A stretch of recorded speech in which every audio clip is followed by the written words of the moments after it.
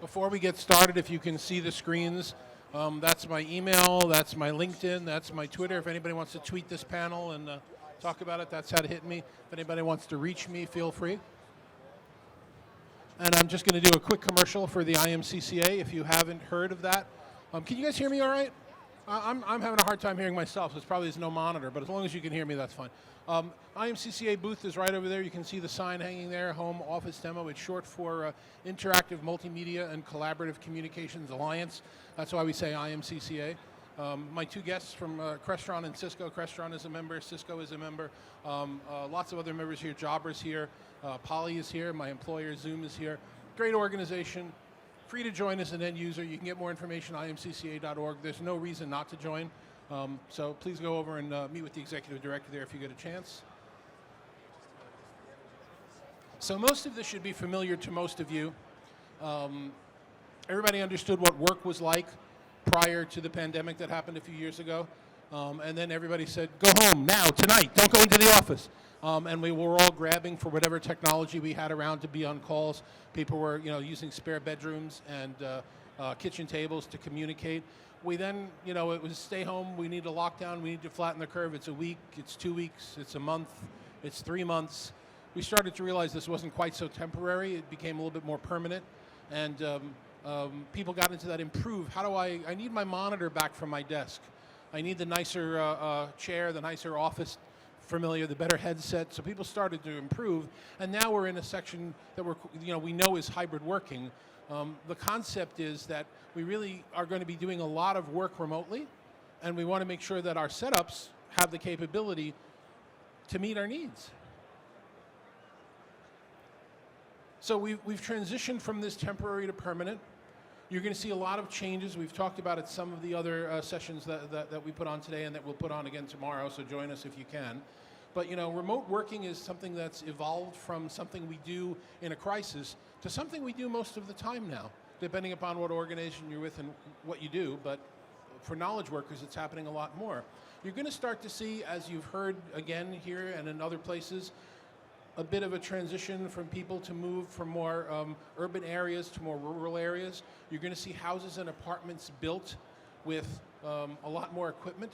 It's really important to be able to go to work somewhere, to know you have a spot to go to, even if it's just something that's temporary in your house. So that's one of the major practices. We've actually detailed a number of these. This is if you're interested in it, this tinyurl.com 12-step work from home. This is an article that was in the June Commercial Integrator. It's available online now if you follow that link. This is a very detailed description of what we at the IMCCA are recommending you should be using when you're trying to set up a remote office. And I'm going to go over these things briefly with you. It's going to be very fast because I don't want to take time away from our panelists. This is all in this article, so if you need the details, don't take notes, but it's there. This is the description. We actually even used this at last year's CEDIAExpo, if anybody was here for that. There was probably like 4 of us here during COVID. So these are the 12 steps, the 12 points of a well-designed office. Having a dedicated place to go to, having specific lighting for video and for collaboration, having multiple displays. It becomes very hard to do with one display. You really want to have your stuff and presentations and anything else. I've got 3 and I still think that's too little. I need to get 4 or 5 going forward. Having an audio device that works for you, whether that's a headset or a speakerphone, very important. The desk. Make sure that your desk isn't as cluttered as mine is. Make sure that you actually have room for things. You might want to bring over a sandwich. You might want to bring over a device. You might want to bring over some papers. Make sure there's room to work at your desk. As I said before, the location, having a dedicated space to go to know you are at work mentally, for your family, for your pets, to know you are at work. It's very important to be able to deal with that. Having a camera that's high quality. Think about that. If we're building $50,000, $100,000, $500,000 boardrooms in an enterprise, and you're connecting to that with the $30 camera you bought at Best Buy, that $500,000 room looks like the $30 camera. You have to have something that gives you a high quality that makes you look good. That's a session that Michelle Lorette is here doing here tomorrow. Make sure the camera is at eye line. You don't want the up-the-nose cam that comes from a small device. You don't want it mounted on top of anything. It should be at the eye line of you as the person who's presenting. Look outside. It's really important for us humans to see that there is an outside. We don't have that right now. Is it clear out? Is it raining out? Is daytime? Is it nighttime? If you can't set up your office near a window, do what I do. Put a little a little IP camera right out the window in your front so you can see outside. You can see if the mailman's coming or anything. It's important to have that. If you use eyeglasses, make sure you pay the extra like $50, $60, $70 to get the anti-glare so people won't see the lights on your screen. There's actually a great article that came out last week about, I forget the research company that's seeing what people are looking at in their reflections on their eyeglasses. They've been able to interpret it. So, make sure you're actually watching the meeting and, not surfing the net. A comfortable chair that you're going to be in all day, and whatever background you want. If anybody's ever seen my background in a video conference, it's insane. I have pop culture things all over the place, but that's my reputation. Do something you like, whether it's a nice office or your home or a desk or a blur, but make sure your background's a conscious choice. And the last point is bandwidth. It's not the joke we used to talk about is if everybody went home at the same time and flushed all the toilets at the same time, would the plumbing in the city explode? It's not enough to have enough bandwidth to do your video calls and your audio calls. Who else is in your house? Are they also working? Do your kids going to school? Is anybody watching videos? Have enough bandwidth in your home to be able to absorb all of the need. Really good quick points. As I said, get the article if you want it. We're going to talk about the pluses and minuses of a standardized design and what goes on with the time you want to have designs in your house be more than standardized. You want to have them creative and individualized. With our two guests, I'm going to ask them to introduce themselves. Ashley, to my right, why don't you start? Okay, yeah. Am I on? Ashley's microphone. Test, test. There we There you go. Hi, everyone. I am Ashley Prettyman. I am from Cisco Systems. I am a product engineering manager for our collaboration devices. So I've been around new product development and introduction for over 10 years, and specifically at Cisco for about 3.5 years. I'll give it to you. Michael? Yeah, hi everybody. Michael Short. I'm the Senior Director of Marketing for Crestron, the little booth over there if you haven't seen it yet. I look after residential and hospitality marketing. Apologies in advance, I've already lost my voice, half a day in. And for our focus, our work from home focus is a key element of our business unit. So you'll see it on our booth today. Been at Crestron for about 5 years now, and we cover a lot of the optimal areas you've spoken about and more from a Crestron standpoint. So I'm looking forward to discussing some of those aspects with you guys. Thank you, Michael. Thank you, Ashley. As you can see, I have a page full of questions here. I'm happy to ask them and have this discussion. I'm also happy to throw them out. If any of you have questions, just raise your hand. We'll get a microphone run out to you. We'd certainly like to hear from you if there's anything you'd like to ask. So let me ask you the question that we kind of covered a minute ago in the presentation about this idea of a dedicated space. You both survived the pandemic. We all survived the pandemic. We're here. You saw colleagues just like I did in a spare bedroom or on a kitchen table or with kids and dogs running around. And we used to be, panic if that happened. Now we love it. We love the humanizing of seeing family members. But it doesn't really work for the consciousness to know you're at work if you're working from everywhere and anywhere and nowhere. So how important do you believe it is, and Michael, I'll start with you, to have a dedicated space where you live if you're going to be working remotely that you go to for work? Look, it's vital. At the end of the day, it's everyone, if you're going to be working from home, it is a requirement in the house now. And it's more than just having that space to just put a laptop and work. You spend all your day there, and you have to curate that space, you have to create the environment. So it is not a sustainable solution to just be working from a kitchen bench. You're not going to be efficient. You're not going to be able to work right. You're probably actually not going to sleep well in the evening because you're not working from a space that's optimized for you, your body, for your mental health. It's extremely important, and every home requires that space now, but we know that's not always possible, but it really is important. Yeah, Ashley, same question to you. And again, we stress, all of our companies stress the ability to work from anywhere, which is important. I can pick up and take a call as I did on the stage before, but having that place to go to where you know you're working, where it's not a temporary thing, again, I assume that Cisco finds that important, that you guys have found that same in your research as well. Yeah, definitely. And I think this really comes to like a mental health and also your capacity to be productive. So not only your brain is powerful and associates certain spaces with things that you do, so your table for eating, your bed for sleeping. So when you start mixing that up, it's really hard to break that association. So beyond that, having a home office, you can also curate it to be most productive. And so that's not just in the lighting and some of the couple things that you covered, but also with the tools and the devices to further enable your capacity. So that's, the camera at eye level, that's having a dedicated device, and so it really makes it efficient for you to be productive throughout the day, so it has the tools and the setup that you can do to perform your best. And okay, Michael. No, I was going to say what I do like about the question here is space. It doesn't have to be a dedicated office. We're not all going to be fortunate enough to have that space. If you look at the MDU market as well, a lot of people are creating spaces within nooks, within areas of the home. So it is a space that you can really move into. That's important, and have control of that area independently is what I think is really, really important. And I've had this conversation with a number of people over years where they get concerned about being an always-on employee, where, I have, as you guys do, have international colleagues, and I'll get an email message at 9 p.m. at night or at 4 in the morning, and I want to be available for them, and a lot of people balk at that. They say, this is my personal time, I need to set boundaries, work-life balance. There's a difference between being available to your colleagues on a private device when you're with your family, when you're out, whatever you're and actually working. I'll answer an email at 9 or 10 p.m. at night from my colleague in Japan because I want to be responsive to him, but I'm not working. Working is when I go to my space and I've sat down, and like I said, my family knows it, my pets know it, they all know. I know I'm at work, and that's a big difference between always being connected.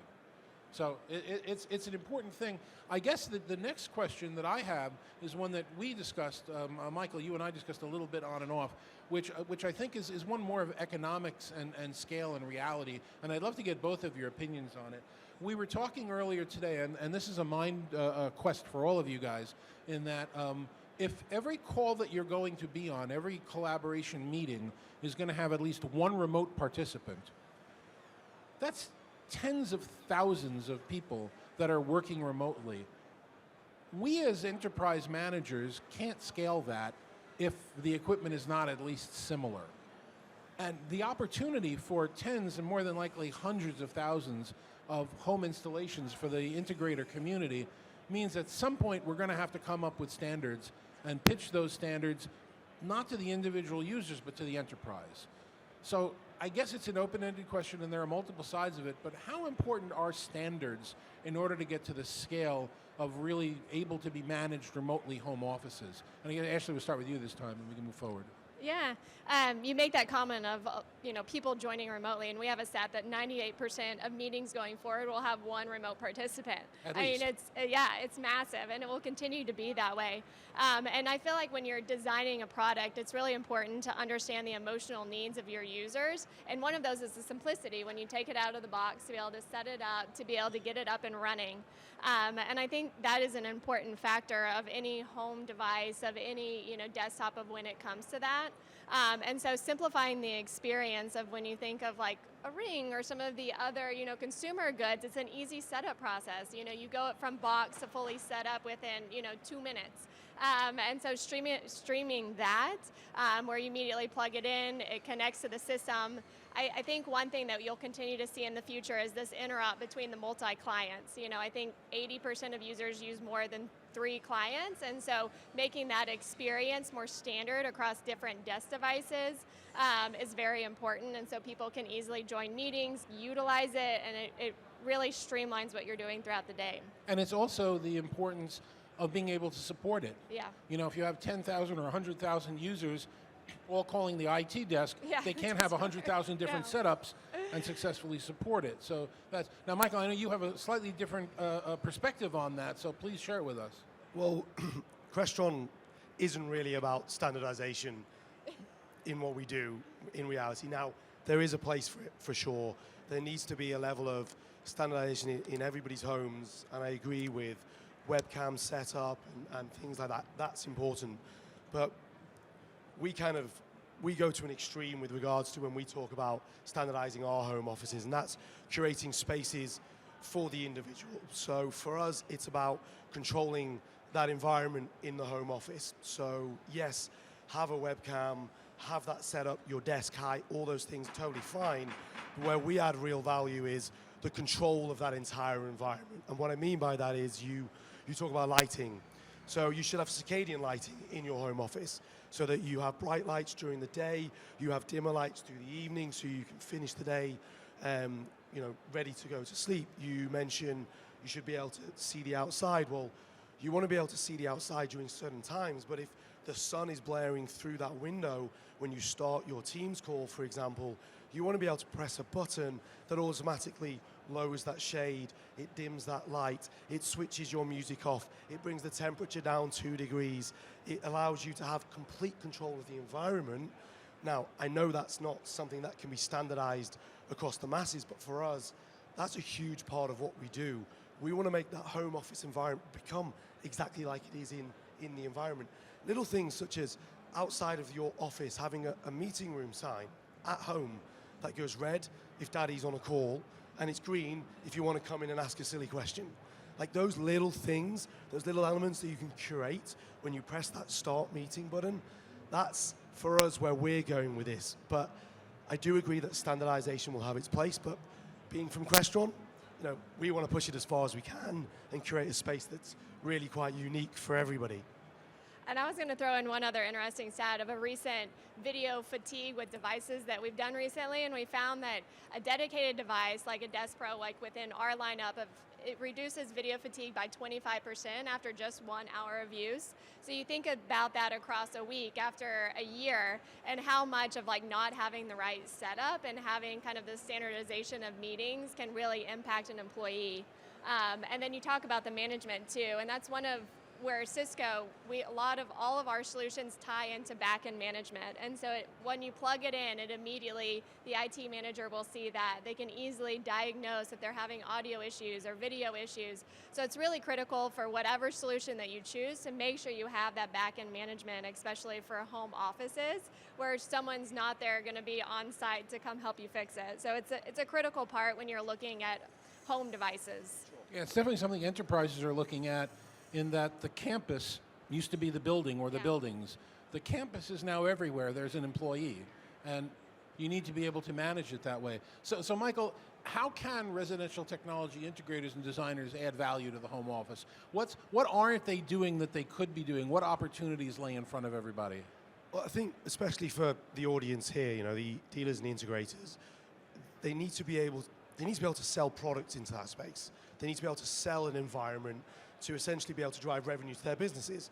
So if enterprises are standardizing with a particular webcam or with a desk or with some product, really the professional smart home integrators, they're probably not going to be involved in those elements particularly deeply. So for what I think and I believe is that this audience need to find ways to create that space and create that environment where they can add things like simple lighting control, shade control, climate control, audio and video in that space. How can they add value to that environment which can upsell that product? Because now when they're walking to an end user and defining what goes into the smart home, one of the first questions that the homeowner will ask is, what can I do in my home office? How can I make that space feel like I'm at work? How can I make that environment perfect? Now, we also have desk devices, UC devices for the home that have speakers and microphones and all those elements, and whether it's using a DIY device or a professional device like we have, those elements can be involved as well. But I think the value add for the integrator is knowing that that space is a space that you can curate and make quite special and unique for each individual, outside of just the technology to have unified communications. So it sounds like there's almost two opportunities there, if I'm understanding both of you correctly, in that the opportunity to sell hundreds of thousands of systems, whether they're multiple device systems or single device systems, is really something you have to sell to the enterprise. You have to get the employer to say, these are the things we want pushed out to the home because this is what we're going to support. Yeah. But the sale to the private homeowner or individual or apartment dweller about make your space more customized is more than just, do you want the pink device or the blue device or the green device? It's, that's really a sale to that individual that's building their custom home environment. So it's almost two different markets there, but both need to understand what the other is doing. Absolutely. I mean, what is Ashley? What is Cisco's approach when it comes to convincing enterprises that it's not just a sale for on the campus? It's got to be standardized and pushed out to people's homes. I think across enterprises, what everyone's seeing after post-pandemic is the need for workers and employers to allow hybrid work and flexible.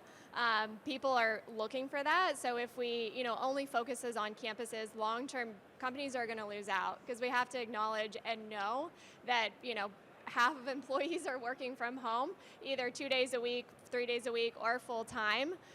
And so making sure you have solutions that both fit. I mean, in office, it's something that we've designed for years, to be able to control that environment, the meeting rooms, the offices. And now we're in a whole new space where you're having to design products that fit in home spaces that, there's endless amounts. You can't specifically curate that.